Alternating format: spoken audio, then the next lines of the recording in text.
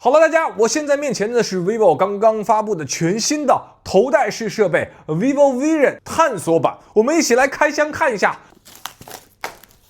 1、2、3，当当，这就是 vivo Vision。在刚刚拿出来的时候啊，它上边是有一个类似于硅胶保护罩这样一个东西，官方命名为一个蓝色，重新定义蓝色。这个眼罩呢本身是有不同尺码的，这个是 M2 号的，大家需要提前去测量一下自己的面容，然后来确定不同的大小。首先这是一个双绑带，可以同时兼顾你的后脑勺，同时呢上边会有一个固定。vivo 做了一个小型优化，就是它把受力点放在了后脑勺这个位置，去降低用户在使用过程中对于发型的影响。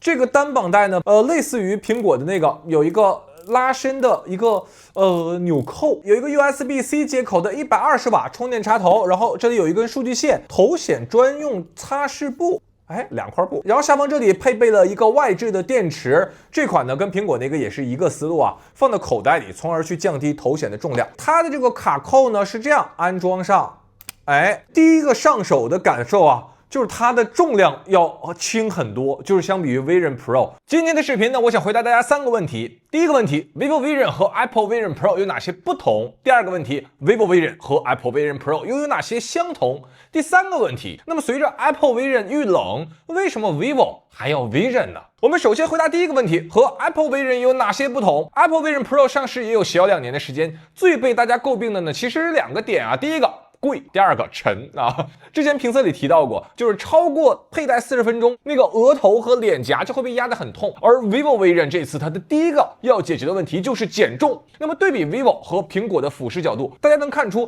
vivo 把这个头戴设备减薄非常多。一个最大的改善就是，你并不会觉得压脸了。材质选择上 ，vivo 也尽可能的做到轻量化，除了镜体去采用铝合金外壳，保持耐用度，两侧的镜腿从苹果的硅胶呢改成了现在高强度的塑料。同时去减少玻璃的使用，眼罩部分去掉了金属，磁吸改上了卡扣。虽然说质感上不如金属加磁吸，但是塑料卡扣对于很多新手用户来说，反而避免了磁吸力度不够、不小心跌落的风险。这一点在 Apple Vision Pro 上确实存在。另外，扬声器没有苹果那么 Pro 啊，但是优势也是更加轻量化了。再加上去掉了苹果那个大眼睛外屏 ，vivo Vision 的重量从苹果的624克直接来到了407克，狂减217克。舒适度上，因为我真实体验的时间也就1个小时左右吧，所以说没有办法很肯定的说，可以无痛的佩戴几个小时。但我可以肯定，就是在1个小时之内，它的佩戴舒适度 vivo Vision 是要明显优于苹果的。另外 vivo 还提供了4种不同尺码的眼罩，每一款眼罩对应2个不同厚度的海绵垫片，去适配不同用户的脸型和眼眶。可动镜腿增加了对不同用户头围的适配。总体上来说呢，就是学习苹果的优秀经验，然后规避苹果的踩坑和不足。vivo 单电池的续航时间呢是2小时40分钟，它也没有开机键啊，连上这个外接电源就可以开机了。近视用户线下门店也会有专门的试戴镜片啊，大家如果去试戴的话，跟店员说一声自己的度数就可以了。那么当我们佩戴之后，就是熟悉的识别瞳距、识别双手，以及在3种亮度下去识别不同大小瞳孔以及眼睛的视角。vivo Vision 它的瞳距识别范围是57毫米到71毫米，而苹果呢是51毫米到75毫米，也就是说，对于绝大部分普通用户，vivo Vision 可以完美适配。但如果你的眼距偏窄或者眼距偏宽，那么苹果的兼容度明显要更高。初始设置完毕之后，我们就正式进入 vivo Vision 的世界了啊！好了，现在大家能够看到的画面就是我现在戴上 vivo Vision 它的一个画面。这款头戴眼镜它配备了11颗镜头，其中正面7枚负责拍摄、成像、空间测距，下面2枚呢用于捕捉手势以及下面的视野，内部2枚去负责定位你的双眼。我的一个真实感受啊，vivo Vision 它的摄像头画质和苹果的优缺点其实是很接近的，就是色温还原很准，戴上之后感觉和人眼自己看到那个真实世界很接近。环境光线变暗的时候呢，同样也会出现噪点。因为现在呢已经是北京时间的晚上快6点钟了，所以说它的光线会有一些下降，相应的这个通过摄像头来采集的真实世界的画质呢也会有一些下降。今天视频的第2部分来说一说交互啊，我一句话概括就是延续苹果设定好的交互思路。现在大家面前的就是这个 vivo Vision 它的主视角，然后我们来看一下它的空间感知啊。通过眼神注视来实现光标定位，通过双指捏合来进行确认选择。哎呀，双指捏合右下角实现放大和缩小。双手捏住左右旋转可以实现屏幕内容的旋转。悬空的主界面风格也是保持一致的。眼神注视某个应用，那个应用呢就会向前分层弹出，实现空间感。这些操作都很符合现实世界的交互手势，所以说学习的成本非常低。在左侧核心主菜单这个位置呢，有沉浸式的观感。比如说我现在选择这个环境，目前上线了2款，大家感受一下这个立体的效果，它也是同时具有白天模式和夜景模式。比如说我们现在切换成沙漠绿洲，现在它是一个半渐入式的，能看到吧？就是我的前方都是沙漠绿洲，然后我可以稍微的当我往前走的时候，它如果检测到我在运动，这个位置呢会把这个视野让开。夜景大家感受一下，梯田云端完全沉浸。在我现场体验的所有场景当中，几乎都是无延迟的响应速度很快，眼神定位很准，手势识别的准确率也非常高。这个部分我认为 vivo 的完成度是非常高的。这个 vivo 这个渐变渐出的感觉，好像是人在做梦那种感觉。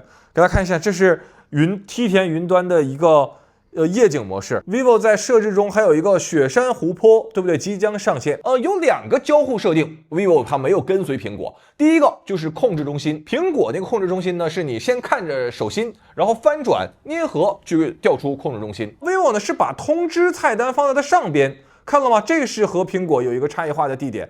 然后左边这个一个小铃铛，这应该是通知中心，这是控制中心，里边有 WiFi 设置、蓝牙设置，有音量设置，然后这个有不同的投屏、录屏。第2个差别呢，则是调节音量。苹果调节音量的方法呢，是在旋转这个旋钮的时候，你看着那个音量按键，旋钮就会自动切换到调整音量功能。而 vivo 呢，则是直接在右镜腿下方增加了2个实体机械按键，操作起来要更加直观了。但是这里有一个问题就是我调整音量的时候，我的拇指一发力，食指上边，因为你要固定用借力嘛，这会导致我一不小心就会碰到这个圆钮，导致正在使用的应用退出，就容易误操作。我认为 vivo 出发点是很好的，但是细节上还可以再打磨一下。那么说完交互，我们进入今天视频的第3部分，说说观看体验。vivo Vision 它的左右2块屏幕分辨率都达到了 4K 双眼分辨率达到了 8K， 采用的是 Micro OLED 材质，黑色能够实现纯黑的显示，90赫兹的刷新率，峰值亮度呢是100尼特。有同学说100尼特，手机不都是好几千尼特吗？在这里需要说明像 Apple Vision Pro 或者 vivo Vision 这种眼镜类封闭式眼镜类的产品和手机屏幕或者说那种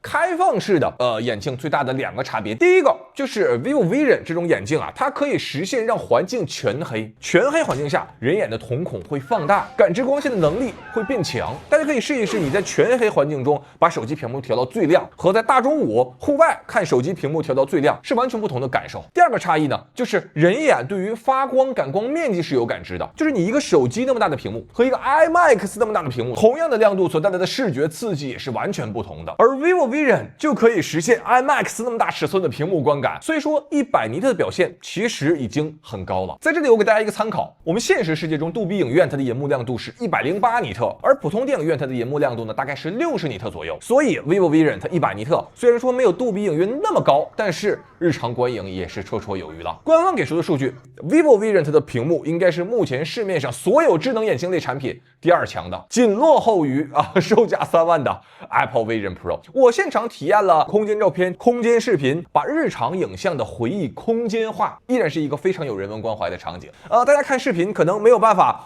像我在现场一样去体验那种立体感受现场看空间内容它是有前后景深关系的，临场感特别强。这张照片我跟大家说这个是给我印象很深的，满天的泡泡真的是有前后的景深感。我现在依然鼓励大家日常使用手机拍照的时候呢，可以刻意的去使用空间视频或者空间照片去拍摄一些难忘的时刻，或者说那些怕被遗忘的时光。这些照片现在在你手机里看可能只是普通的照片，但是当某一天Vision 类的设备普及，他们在这些眼镜里就真的是那些凝固的现场瞬间了。前阵子我去纽约自然历史博物馆，就用 vivo X200 Ultra 拍摄了一些素材。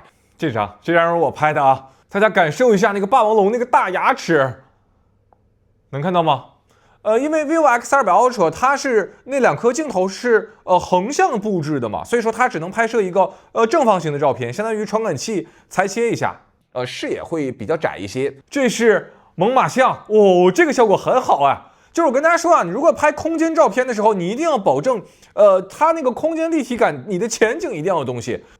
这个是拍摄三角龙的空间视频，我给它放到沉浸模式。哦，好家伙！当然，作为一直远近闻名的苹果搭子，我相信 vivo 可能未来也会兼容 iPhone 所拍摄的空间内容。在这里，我选择一张我拍摄的恐龙化石照片，你就能够看出左边照片它的视野角度和右边照片是有一点点差别的，就是这一点点差别就模拟出了大家的双目立体空间感。vivo Vision 也支持全景照片沉浸式的观看啊，几乎100%还原了 Apple Vision Pro 的那个体验。它这个照片也是可以通过用手来触控的，给大家看一下，看到了吗？就是当你的手真正的接触到空间的这个位置的时候，你看它这里有一个暗示你有一个圆点，本身是比较虚的，然后当我越来越接近的时候呢，这个聚光效果会越来越强，接触的时候变成了一个白色的小点，然后我们可以来进行切换沉浸模式啊，打开，唰，哎，这个就跟 Apple Vision Pro 是很接近的。形成了一个超级环绕的照片，能看到吗？日常如果喜欢拍摄全景照片的用户，也能够1秒钟把你带回拍摄现场。哇，呵呵，这个已经到这个位置了，它我觉得应该要接近300度了。你看他们2个要300多度了。他们2个的夹角可能也就30度。那么说完相册应用，我们继续来说说这块出色屏幕所带来的观影体验啊。用 Vision 设备看电影，我认为依然是头戴类产品的一个大杀器。一方面，它可以做到物理意义上的全黑封闭环境的黑，而且需要说明啊 ，vivo 的防漏光其实是要比苹果做的更好的。我印象当中，体验了1个小时的时间，视野里没有出现反光的情况。另一方面，它可以摆脱屏幕尺寸的限制，摆脱屏幕比例的限制，你再也不用去考虑看电影的时候，不同比例电影上下的那个黑边了。你家电视的尺寸大概率受限于你们家楼道电梯的尺寸，但是 vivo Vision 它的屏幕尺寸至少可以铺满你们家客厅，甚至可以化身为一个巨大的 IMAX 屏幕。我自己长时间的使用感受啊，我看有网友说，我说买 Vision Pro 的钱，我可以买一台100英寸的电视，但是实际上 Vision Pro 就只在卧室，只要一个3米的宽度，就能够轻松的创造一块140英寸的巨大屏幕，更不要说对比度、色彩、亮度这些都要秒杀现在同价位100英寸的电视啊，更不要说在沉浸模式中还有那个 IMAX 的巨大屏幕显示了。我目前唯一就是不知道 vivo Vision 最后的定价啊，应该我认为还是会把性价比再往上推一推，售价有机会低于15000。不过 Vision 这类产品，它长时间观看，相比于电视确实更容易产生视疲劳，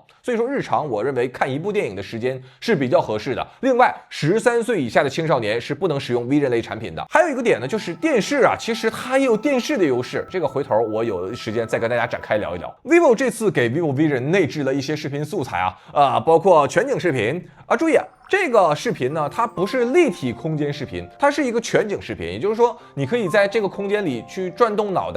8K 的清晰度，我觉得现在是很够的，就是有点它的这个设定有点打脸。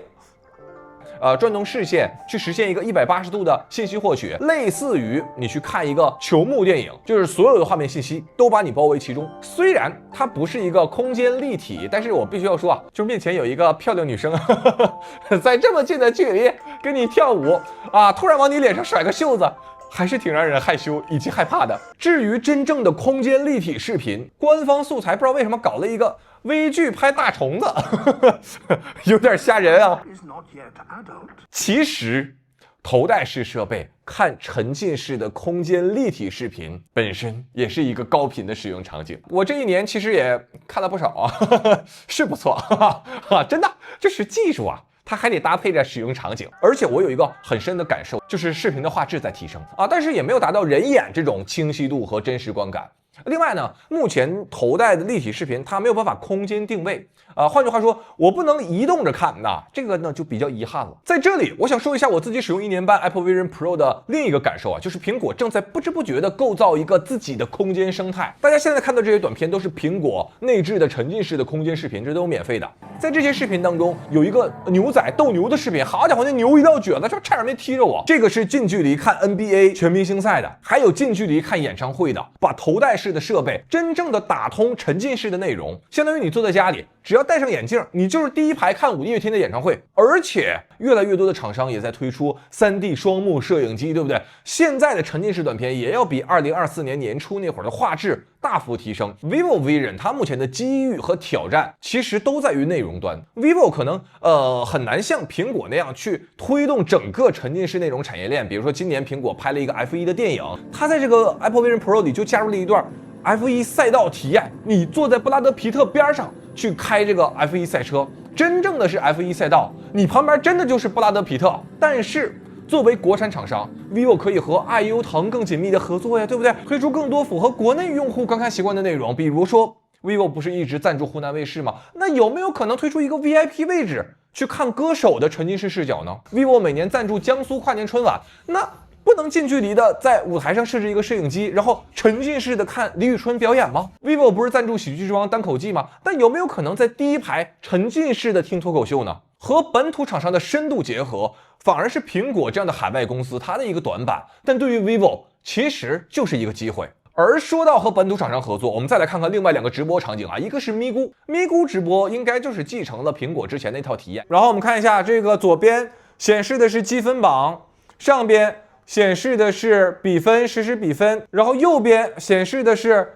赛事列表，然后最右边还有一个回看列表，下方有一个模拟赛场的这个球员数据看板，你看了吗？就是当我在这个空间场景中走的时候，这些画面并不跟着我移动而移动。这个体验呢，这个模拟赛场，我的自己感受就是炫酷大于实用啊。不过 vivo 有没有机会和咪咕合作，推出一个赛场沉浸式看球呢？对不对？看苏超，看 CBA， 甚至更本土化的看乒乓球，这些我认为都会是 vivo 的机会。那么说完本土的体育直播，我们再来看一下本土的游戏直播。vivo 这一次和虎牙合作首发了王者荣耀空间直播。虎牙和 vivo 他们联合合作，就是用来模拟真实世界中那个游戏的一个地图 3D 版。左边这个是他们的每个人的配置，我把这个声音关小一点。然后右边呢是为我推荐的虎牙直播里边其他的视频直播的画面，然后下边有选手的一个小窗，然后在这里我们就能够看到选手他们现在的位置，比如说这里这个正在打野，对不对？哇，我觉得这个效果还挺好的。就是如果他们要是角色能 3D 在上面走就更好了，对不对？就是现在呢王者荣耀这套地图呢，只能展现每个人角色的位置，然后以及他们的这个剩余血量。现在还不能展示，比如说小兵啊，或者说工程车呀，他们的位置。这花木兰在这草丛里蹲着呢，看见了吗？要埋伏他们2个，发现是2个人，然后他在躲闪。这个是我之前在 Apple Vision Pro 上没有体验过的场景啊，很有趣，很本土化。vivo 和腾讯一直是有一个非常好的持续性深度合作的，那么我们是不是可以期待一下，未来可以真正的实现空间版王者荣耀呢？我在空间看一个立体的不知火舞，扔出一个扇子。目前苹果的 Apple Vision Pro 上就已经实现了 NBA 游戏的 3D 立体版本，我觉得王者荣耀它完全也是有机会的，因为这个游戏本身不会那么吃性能。说完了空间看照片、看视频、看直播，接下来聊一聊 vivo Vision 玩游戏。这个分成2个部分啊，分别是空间游戏原生的那种，以及作为一个显示器空间显示器投屏游戏。空间游戏我在现场体验了2个啊，第一个叫做小 V 的旅行，这个有一点点像是一个零售店现场的演示片啊。vivo Vision 这次采用的是第2代高通骁龙 XR2+ 芯片，目前测试呢整体的体验是比较顺畅的，但是这个环节我觉得可能会和 Apple Vision Pro 有一些差距，所以我现在目前也不清楚 vivo Vision 它的游戏能力的一个上限。就是你一碰它就跟抽风了一样，在这颤抖。你还可以用指尖触碰气球互动。我们触碰一下气球啊，哎，看到了吗？它就飞起来了。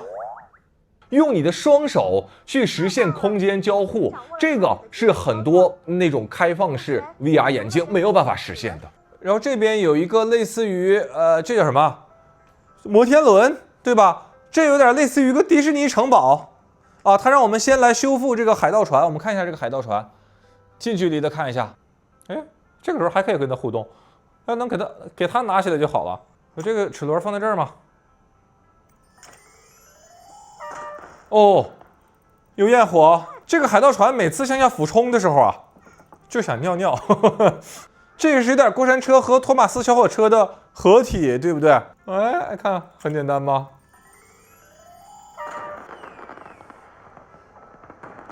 哇，有点过年的那种感觉，配上那个背景音乐，哇！第二个体验的游戏呢是捉骨达人，它这个游戏呢就是需要一个类似于平坦的桌面来定位你的双手。看了吗？请将双手放到桌面上，然后我们现在你看它是追踪我的双手的，我们现在就给它放到这个桌面上。在游戏中 ，vivo Vision 它会识别到你的现实中的一个平面，然后识别到你的双手，然后识别到你双手拍击桌面的这个时机，实现音乐节奏挑战啊！这个游戏挺好玩的，就是有点费手。我再次强调一下，这种把现实空间、视觉、双手完全结合在一起的，这是 vivo Vision 它的核心竞争力。那除了原生游戏，我刚才提到的，你也可以把 vivo Vision 变成一个空间显示器啊，这就是一块巨大的悬浮在你们家客厅的显示器，你可以自己调整尺寸、调整位置。vivo Vision 这次也专门的配备了一套 VR 游戏手柄，就通过和电脑串流去可以体验Steam 上的 VR 游戏，很丝滑啊，游戏中的画面呈现效果也都很棒棒。这体温计看一下多少度，36度5。哦呦，这个针头。哎呦，好家伙，这能弹吗？哎，哦，还可以弹。推门，哦，这个时候手柄是在震动的。然后我们来跟着它走一下。好了，就先给大家演示到这里啊。这个游戏总体上来说呢，来干杯。对于 vivo Vision 我体验的最后一个环节呢是输入交互。目前 vivo 和苹果的交互键盘是完全相同的，包括悬空可以调节尺寸调节位置，包括支持看着按键双捏去确认字母选择。你也可以把键盘拉到身边，直接用手敲击，看这个键盘实现双手捏动来实现输入密码。应该我也可以，哎，你看也可以点击来进行密码的输入。我测试这个版本目前还不支持语音交互，但是再次体现国产厂商优势的环节来了。大家还记得我在 Apple Vision Pro 那个评测里提到的吗？就是头戴式设备，它最佳的输入交互一定是语音，一款像钢铁侠 Jarvis 一样的那种 AI 助手那样的语音Apple 智能在国内目前还没有过审，但是小 V已经可以正式使用了，对不对？我测试这台呢，因为是工程机，所以说目前还没有把小 V AI 整合进去。但是我问了一下 vivo 之后肯定是要做的。我自己的一个感受现在的智能穿戴设备，如果说它可以拥有一个响应快、识别准资料库全面，再配合上系统层级的调取功能的这样一个 AI， 基本上就是最终答案了。所以这个环节我认为是非常值得期待的，至少在中文环境中的头戴设备加 AI。真的要来了。那么在体验的最后，我问 vivo， 我说目前 Apple Vision Pro 它的热度在下降 ，vivo 为什么还要选择跟进呢？vivo 给了我3个核心的答案吧。第一个点就是 Apple Vision Pro 它热度下降，并不是因为产品的问题，核心的问题还是在于价格和舒适性。vivo 希望在这2个环节能够发力。第二个原因就是 vivo 它坚信空间场景对于用户是有价值的 ，vivo 希望能够提供给用户这样的价值。第3个点 ，vivo Vision 除了是一台空间眼镜之外，它也是一台可以结合AI 去观察世界的超级双眼。